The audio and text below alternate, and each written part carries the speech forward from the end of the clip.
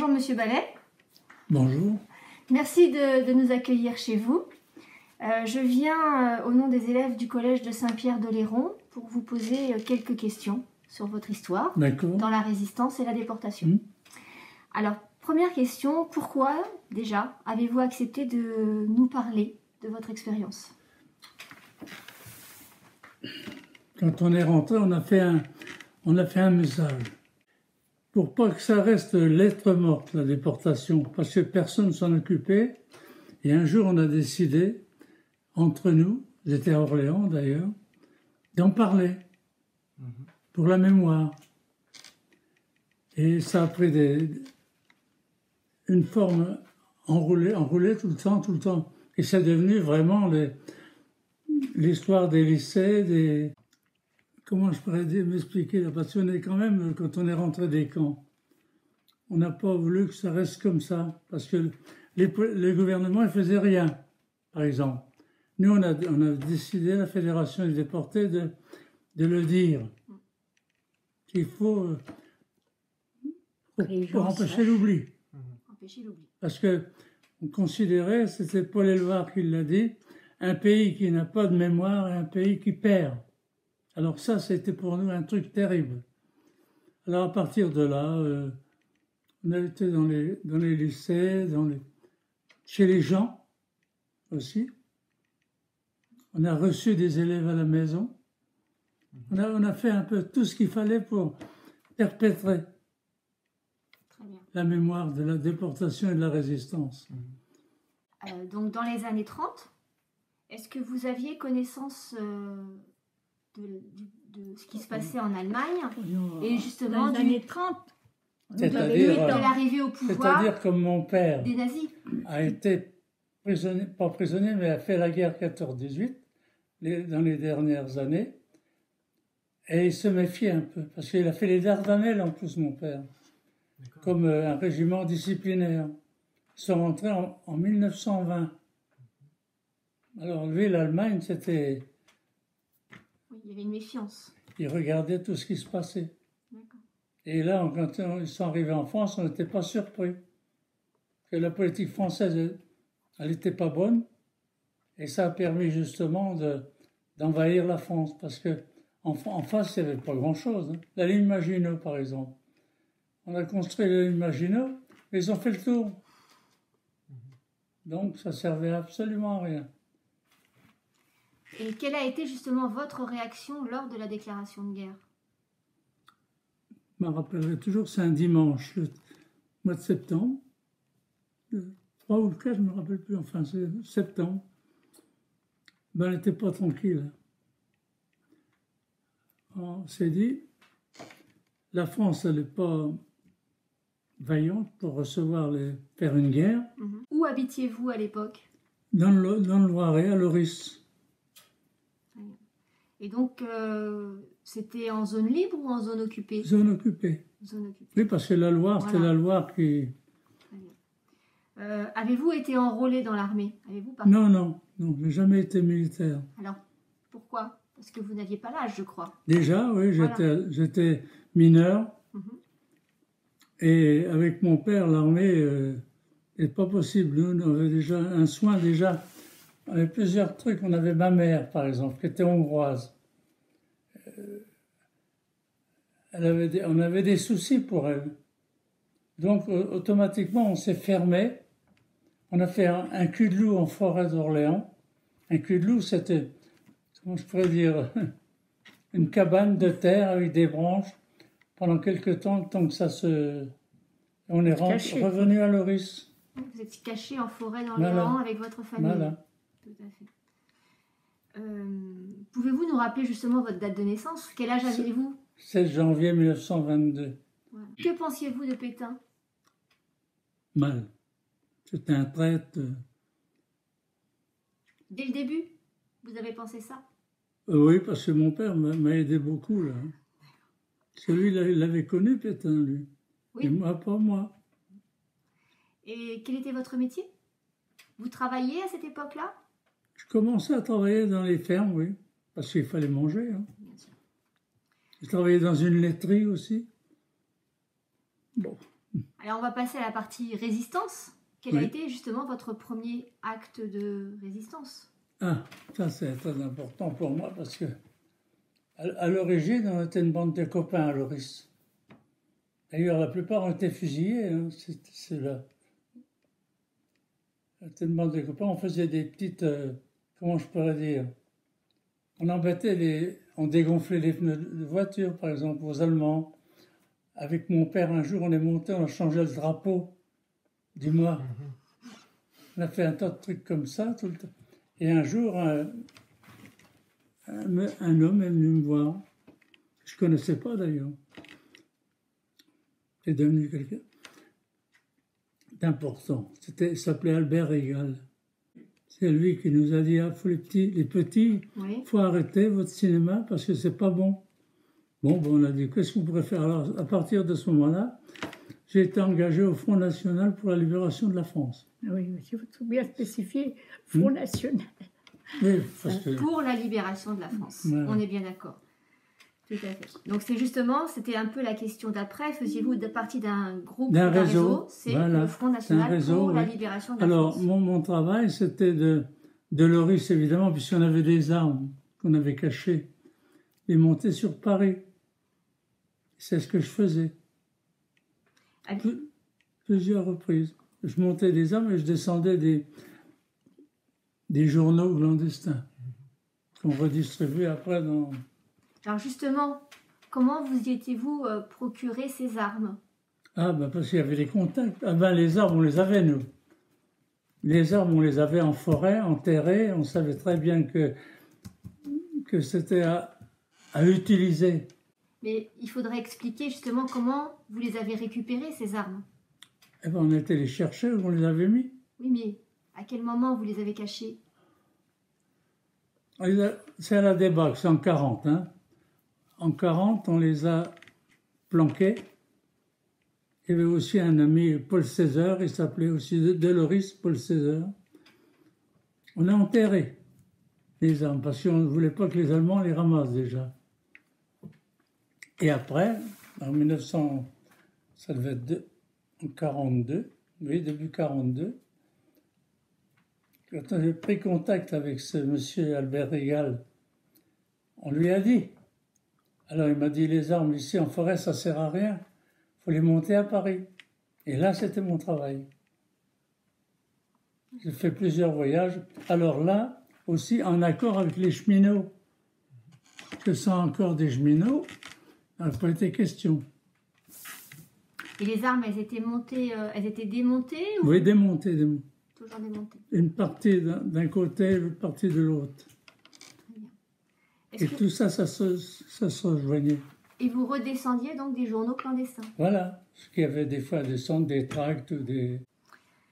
Aviez-vous un nom de code dans la résistance? Non. Non. Et on ne voulait pas pour une bonne raison, c'est que ça nous engageait trop. Tout en faisant ce qu'on faisait, on voulait rester soi-même. Parce que premièrement, on n'avait pas le droit de se réunir à plus de 3 personnes. C'était interdit. C'était le trio. Et on avait quand même des correspondants qu'on ne connaissait pas. Moi, j'ai connu sur Paris, j'en ai connu pas mal d'ailleurs, mais enfin, je les connaissais avant, il y en a. Donc, à Paris, je me rappellerai toujours, parce que ça, de la gare de Lyon, pour aller à la rue Coriolis, au dépôt, monter dans la machine. Et à la rue au dépôt, je sortais un jour ou deux après par l'avenue Michelet, c'est ça, puis je regagnais l'impasse Maslier, où j'avais un copain au père. Et c'était là que j'étais. Et alors, ça revient, tu vois, parce qu'il fallait manger. Je m'étais fait embaucher aux Fermiers Réunis pour m'occuper des chevaux. J'appelais ça un palefrenier. Et voilà, ça continuait comme ça. Et puis vous avez été arrêté. Oui.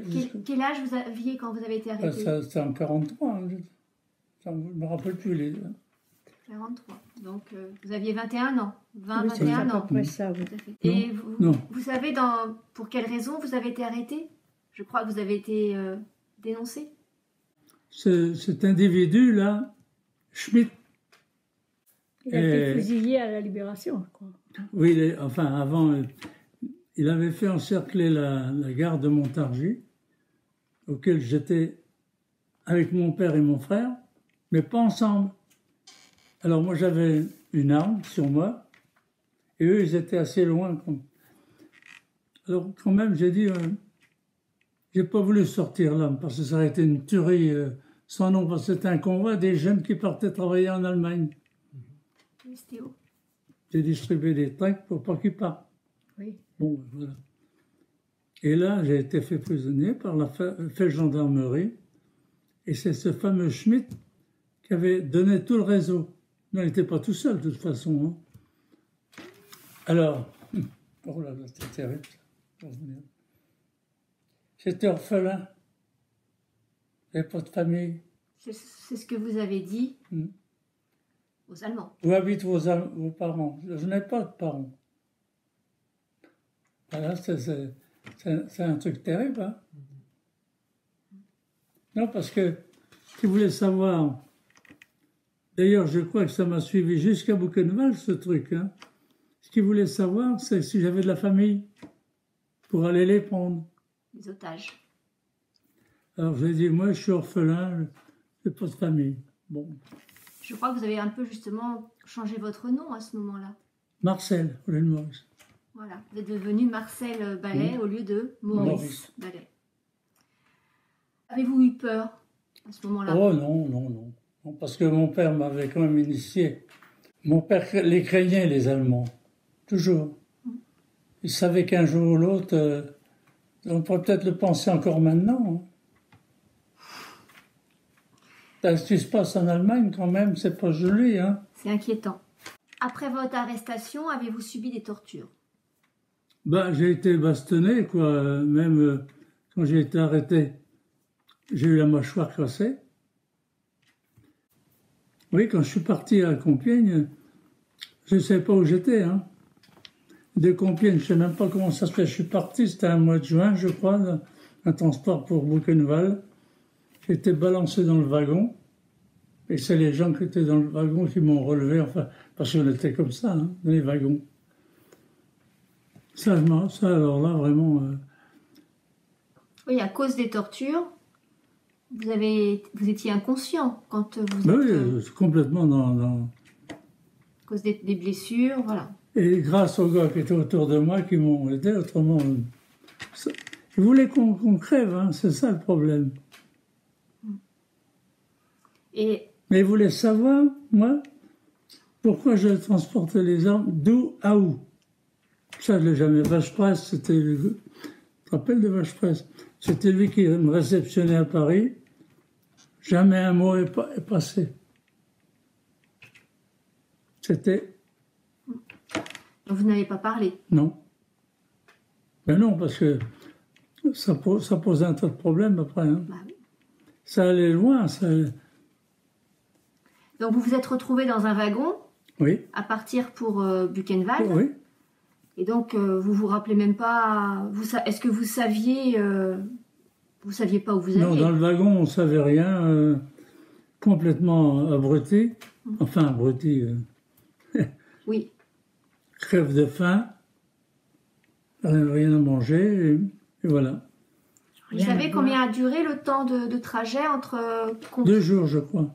2 jours. Parce que là, la conscience est revenue quand même dans le wagon. Les copains qui étaient dans le wagon, que je connaissais d'ailleurs pas, ils m'ont relevé parce qu'il ne fallait pas rester par terre, il fallait être debout pour pouvoir respirer. Les wagons bestiaux, hein. Pas... Donc pas de nourriture, pas d'eau? Non, rien. Ça a duré 2 jours, je crois. Et pour faire ses besoins? Oh ben, il y avait une tinette à déborder, on marchait dedans. Hein. Un seau, là, oui. Ah oui, ça... C'était à quel moment? À quel moment de l'année, le transport? C'était l'hiver ou l'été? Non, c'était au printemps. Là. Au printemps? Je crois que le premier... Juin, je crois.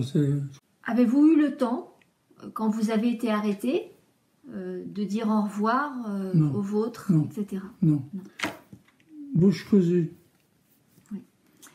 Et est-ce que avant votre arrestation, vous aviez justement connaissance de l'existence de ces camps? Non, non. On savait un truc, mais enfin, on n'avait pas porté tellement attention. Jean Zay, qui a été assassiné d'ailleurs par une milice, hein, il avait fait, je crois, en septembre 1939, avant la déclaration, visiter un camp. C'était le camp de Ruenenburg. Une délégation française avec lui qui était ministre. Et en plus, il était d'Orléans. Et on savait quand même qu'il y avait quelque chose qui n'était pas net. Mais nous, personnellement, on ne savait rien. Hein. Donc là, vous avez été envoyé dans le camp donc, de Buchenwald. Et ensuite, dans quel autre camp? Ah, dans le camp de Buchenwald. J'ai connu beaucoup de copains, hein, des Français, des Russes, n'importe. Hein. Je savais que j'étais suivi. Je savais que... Parce que j'ai dû avoir un dossier qui est arrivé avec moi à Buchenwald. Et on avait formé un petit groupe de camarades pour se soutenir les uns les autres, hein, parce que c'était pas possible de vivre tout seul. Hein. Et un jour, on nous enlève, toute cette équipe, on nous enlève pour nous emmener à la forteresse de Königsteig. La forteresse de Königsteig, c'était sur l'Elbe. Ah. Ça, c'est le bouquin, tu vois, à l'île Maurice. On habitait dans les Pyrénées à l'époque. Il était dans le commando de Brisen. Voilà. Et il portait le numéro 79 329. Et donc, votre bande de copains, oui. Vous êtes retrouvés. Et on est monté dans les wagons, mais pas pareil que quand on arrivait. On était assis. Et en arrivant à Dresden, le train s'arrête. Ils nous ont mis à la prison, là, de Dresden. On a dit pourquoi on nous arrête là. On dit priorité au transport militaire. Ça, c'était du boniment, quoi. Et 2 jours après, on nous remet dans les wagons. On s'est dit. Mais alors, au lieu d'aller à Königsteig, on est revenu sur Berlin. Et de Berlin, on a été à Alexanderplatz, dans la prison, pendant une journée, je crois. Alors, toujours avec des copains, j'ai rencontré d'autres, là. On a été à Oranienburg. On appelait ça Oranienburg parce que c'était le premier camp. Mais en fait, c'est Sachsenhausen. Pareil, on remonte dans les wagons, ça dit, ça y est, ce coup-là, on est bon. Non, au lieu d'aller de l'autre côté, on était de l'autre côté. Faut savoir. Et entre l'internement dans le camp de Buchenwald et l'internement dans le camp de Sachsenhausen, quel a été pour vous le plus difficile? Buchenwald, parce que j'étais blessé à la jambe par un bloc de pierre. Et oui, il a travaillé à la carrière. Oui, travaillé à la carrière. Et alors, il y avait on appelle ça nous un dispensaire, c'est une infirmerie, disons un petit hôpital, dans Buchenwald. Hein. Il y a eu un tas de trucs dans Buchenwald. Il y a eu le camp des Tziganes, il y a eu un tas de privilèges. Et alors là, on m'a dit, il ne faut pas aller là-bas parce qu'ils font des expériences. Bon, il fallait que je me soigne, hein. J'ai toujours la trace, hein, là. Alors, il m'avait donné des renseignements. Comment ça va vite quand même. Il y avait un petit camp 60 qu'on appelait. Dans le camp, hein. Les Tziganes, ça c'était dans le camp de Buchenwald. Il y avait un docteur Marchand qui me donnait, lui, des cachets pour me calmer la douleur. Je me suis soigné comme ça. Hein. Et quand je suis revenu, j'ai toujours le trou dans l'os. On ne voulait pas. Moi, j'ai toujours refusé de me faire soigner par eux. Donc, c'était... Je pense que vous avez eu bien raison. Alors, portiez-vous un triangle? Oui, sur la veste. Donc, couleur rouge? Oui, voilà. Tu avais le numéro et le triangle ici. Vous vous rappelez de votre numéro? Je peux te le dire, je me rappelle derrière. 79, c'est ça quand même. 79 329. Ah, je ne vois pas clair, mais... Buchenwald, 34 276. Et en arrivant à Sachsenhausen, ils ont changé le matricule. Alors, à Saxo, c'est un numéro d'un mort. Comme ça gonflait pas le camp. Ouais, j'étais malin. Hein. Combien de temps êtes-vous resté? 26 mois en tout. 26 mois en tout. Qu'est-ce que vous mangiez? Quels étaient les repas de la journée? On appelait ça la boule de Florine. Le matin, on avait une espèce d'eau claire. C'est tout, il n'y a pas de pain. Le pain, on le touchait à midi. Donc, celui qui ne travaillait pas, il n'avait pas de pain. Alors, quand il y avait... Moi, ça m'est arrivé, quand j'étais trop mal à la jambe, je n'allais pas au boulot. Quelqu'un répondait à ma place. Alors, la boule de pain, il a partagé, mais il me gardait ma part. Sinon, je ne mangeais pas. Voilà, heureusement qu'il y a eu une grande solidarité. Ah oui. Donc, le matin, de l'eau claire, le midi, une tranche de pain? Oui, avec un bout de margarine. Et des fois, une rondelle de saucisson. Et le soir? Une soupe, un bouillon, une bol de Florine. Un bouillon clair. Les temps de repos, c'était quoi? Pas. Donc. Mais des fois, je me rappelle à Buchenwald, là, on mangeait à la carrière le midi. Quand ça les prenait, ils passaient parmi nous, ils foutaient les gamelles en l'air. C'était vraiment terrible. Hein, Donc c'était la nuit, vous étiez levé à quelle heure le matin? Au jour, toujours. C'est le jour qui... Mais on dormait plus ou moins. Oui, voilà. Comment se passaient les nuits, on va dire? Ils n'avaient pas un bon lit, ils avaient des bas-flancs. C'était surtout à Buchenwald, ça. À Saxo, c'était un peu plus organisé, parce que retrouver des camarades, là, on a dit, hop. Moi, je voulais toujours rentrer à la maison. Toujours. Jamais j'ai pensé à rester là-bas. Alors, le soir, c'est important, on faisait la chasse au pou. Parce que le pou, pour nous, c'était un ennemi aussi. Il nous donnait le typhus. Et le typhus, on ne s'en tirait pas. Hein. Alors, tous les soirs, clac, clac, clac. Et après, donc, vous dormiez sur ces lits un peu superposés, à ces planches de bois? Oui, aucun intérêt pour nous d'avoir un bon lit. Hein. On se couchait comme on pouvait. Vous réussissiez à dormir un petit peu, mais... Est-ce que les gardiens, à l'intérieur du camp, se comportaient-ils tous de la même façon? Alors là, il y a un problème qu'on a plus ou moins dit parce que la plupart des capots, c'est les responsables dans les baraques et au boulot, c'était des Polonais. À Sachsenhausen? Et pourquoi ils faisaient ça? Pour une gamelle en plus. Donc quand ça les prenait, ils faisaient n'importe quoi. Hein. Et aux Français, ils ne touchaient pas trop aux Français. Hein. C'est marrant, ça, c'est curieux. Pas pourquoi d'ailleurs. Mais les capots, c'était terrible. Hein. Quand il avait après un mec, jusqu'au bout. Hein. Et les gardiens SS? On ne les voyait pas. Bon, ils cernaient le camp, mais on ne les voyait pas. Hein. De temps en temps, ils passaient dans le camp, mais alors là, il y avait un problème. Un jour, j'ai pris un lion. On avait un médecin, on appelait une calotte, tu sais, comme ça. Il fallait l'enlever 3 mètres avant et le remettre 3 mètres après. Quand on le croisait dans le camp. Je ne l'avais pas fait, moi. Oh. Après, je le faisais après. Avez-vous, à un moment donné, dans le camp, envisagé que vous alliez mourir là? Non. Jamais. Non. Donc, comme vous l'avez dit, vous vouliez rentrer à la maison. Avez-vous envisagé de vous échapper? Non. Impossible. Ah. Non, impossible.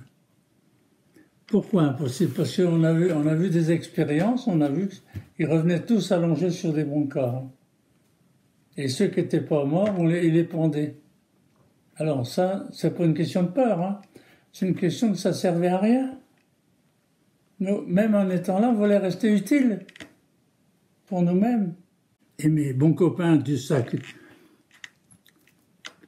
je suis plus que tout seul du commando. Ils sont tous morts. Mais c'était...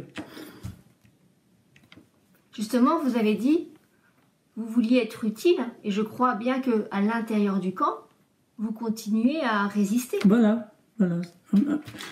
C'est un peu ça, si on le veut, oui. Dans les commandos, notamment. Oui, voilà. Vous pouvez donner un exemple d'acte de résistance dans un commando? D'ailleurs, moi, ce qui me concerne personnellement, et d'autres aussi, on ne s'est jamais rendu. On n'a jamais, comment je pourrais dire, on a toujours voulu rester digne. Parce que nous avaient enlevé tout, un numéro, enlevé ton nom, ça... C'était plus rien. Donc, ensuite, les armées alliées ont progressé, les camps ont été évacués, et vous avez donc participé aux marches de la mort. Est-ce que vous pouvez expliquer aux collégiens ce que sont les marches de la mort? Voilà, l'idée, parce qu'on commençait déjà, on avait une bonne équipe déjà entre nous, on était solidaires, et on arrivait à saisir certains problèmes quand même, qui nous aidaient beaucoup. Parce que chez Henkel, je travaillais chez Henkel, voilà. On travaillait avec des Allemands. On n'avait pas le droit de se causer, mais on se causait quand même. Donc on savait un tas de trucs. On savait, on gardait ça pour nous évidemment, on ne propageait pas dans le camp, mais ça nous servait. C'est grâce à ça peut-être aussi Henkel qui a formé ces commandos. Parce qu'après le bombardement, on était dans un autre commando, Brizen, un tout petit commando sur l'Oder. Qu'est-ce que vous faisiez dans ce commando? On montait un truc, je croyais, on pensait que ça devait être un abri anti-atomique. Bon, enfin, moi je roulais des boîtes de béton tant que j'ai pu. Et le 7 janvier 1945, ça c'est clair, c'est le jour de mon anniversaire. Les Russes, l'armée rouge, ont fait une tête de pont sur l'Oder. Et ça s'est arrêté après.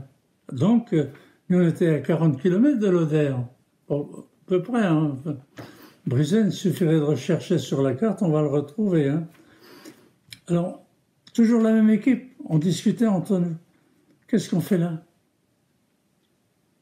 Parce que le chef de camp qu'on avait, l'Allemand, c'était un prisonnier comme nous. Et c'était un professeur de français à Berlin. Donc, on communiquait avec lui. Et on savait très bien ce qui se passait. Alors, on a dit un jour, quand la bataille va reprendre, parce qu'elle allait reprendre de toute façon, on va être au milieu. On va se faire écrabouiller tout le monde. Alors, on a décidé à partir de ce moment-là, notre chef de la guerre, il s'est barré, un Allemand, et nous, on a dit, ça y est, on va faire le bordel, on fout le camp de là. Alors, on a réuni tout le camp, on a été suivi par tout le monde. On est parti. Donc, on foutait la merde, on fait un peu. Et à un moment, un jour ou deux après, on crevait de faim, on s'est arrêté. On a vu des camions qui sont arrivés, ils nous ont montés dans les camions, et à partir de là, on savait qu'on retournait au camp, au grand camp. Pour nous, c'était vraiment pas la joie, mais c'était content. Alors, ces camions, c'était quels camions? Allemands. Allemands. Oui, parce qu'on les gênait. On gênait la troupe. Et donc après, vous avez évacué le grand camp. Oui. Et donc, ils vous ont emmené... on passait à Bello. Les bois de Bello. Alors là, il y a eu un truc qui s'est passé. Déjà, l'équipe était amoindrie déjà. On n'était pas tous partis en même temps. Mais on savait où on allait. Je crois que les Français sont les derniers à avoir quitté le camp, oui. Quitté le camp de Sachsenhausen. Donc quelques Français sont restés dans le camp planqués. Oui, on est partis les derniers, dernière colonne. Et on savait très bien qu'on allait sur la Baltique pour nous mettre dans les bateaux et nous couler. Il ne fallait pas de témoins. Et en forêt de Parchim, là, après, on est passé à Schwerin, exactement. Un matin, plus de garde. On s'est dit, tiens, c'est bon. Et ça devait être vers le 3 ou 4 mai, je crois. Il faisait froid. C'était dans un bois. Il y avait une rivière qui passait, on a cherché de l'eau pour se laver, pour boire et tout. Et à partir de là, on était un peu paumés. Je ne sais pas où aller. Alors, je sais pas, la journée d'après, je crois, on a vu une jeep arriver, des militaires, des Russes. Ils ont dit, vous inquiétez pas, nous, on fait la guerre, on continue. Mais derrière, il y a les infirmiers et tout ça qui arrivent. Effectivement. Et nous, moi, avec les copains, là, on était une dizaine, ils nous ont mis dans une ferme. Ils n'étaient pas très contents, les Allemands. Hein. Bon, ben ça, ils n'ont rien dit. Ils nous ont mis dans une ferme, et puis on est resté là 2 ou 3 jours, puis après on nous a pris, et je ne sais pas comment. On est tellement content de rentrer qu'on n'a pas, comment je pourrais dire, on n'a pas fait la situation des lieux. Et je me suis retrouvé à Lille. Je sais qu'on est arrivé en avion à Lille. À Lille, on a pris le train pour Paris, le Tessia. Voilà, c'est là que j'ai donné mon numéro. C'est là que vous avez trouvé des personnes, effectivement, qui en voiture vous ont... Oui, ben, d'ailleurs, c'était le mari de Madame Veil qui s'en était occupé. Tous les déportés qui arrivaient à l'UTC, donc comme moi et comme tous les Français, ils étaient aidés. On leur donnait sa carte de rapatriement, enfin, un tas de papiers que j'ai là, et on nous emmenait à la maison. Alors moi, j'ai dit c'est pas la peine parce que à Montargis, il y avait une maison, dans tous ces gros centres, il y avait des maisons où recevaient tous les prisonniers de guerre et les déportés. C'est-à-dire un truc militaire. Alors je suis arrivé là-dedans, et puis après ils ont téléphoné à ma famille, c'est Henri qui est venu me chercher. Henri, c'est son frère. Votre frère. Et justement... Habillé en soldat. Alors le retour à la maison, le retour au village. Oui. Ses parents. Ma mère était habillée en noir, parce qu'elle avait dû apprendre comment vous avez été décédé. Et voilà, je suis tombé sur un bon docteur, là. Vous étiez en mauvais état? Oh, ça coûte 36 kilos. Pesait dans 36 kilos. Et le docteur Loiseau, là, c'était un homme formidable. Et tous les jours, il venait. C'est lui qui me donnait à manger. Ben voilà, la vie a recommencé. Ça a dû être long, le rétablissement. Ça a été long, oui. On arrive à la fin. Oui. On va conclure. Pensez-vous qu'il est important de raconter l'histoire? Je crois, oui. Et notamment aux jeunes? Pour plus que ça revienne, justement. D'ailleurs, devise, c'est ça. D'ailleurs, notre devise à nous, c'était plus jamais ça. Pourquoi? Ben parce que, en fait, c'est des pauvres victimes. Ça fait un paquet quand même. Hein. Pensez-vous que toutes ces horreurs, cette guerre, ait finalement servi de leçon? Non, je pense pas. Non. Parce que c'est quand même une question patriotique. Hein. On est républicain, on n'y est pas. C'est ça, la solution, elle est là. Hein. Moi, j'ai quand même des observations sur la politique actuelle. Ça, c'est mon affaire à moi, bien sûr. Ça n'a rien à voir avec les élèves. Hein. Mais je ne suis pas tranquille quand même. Parce qu'on voit tous ces groupuscules, tout ça, que ça ne sert à rien. Et en Allemagne, surtout, ça commence.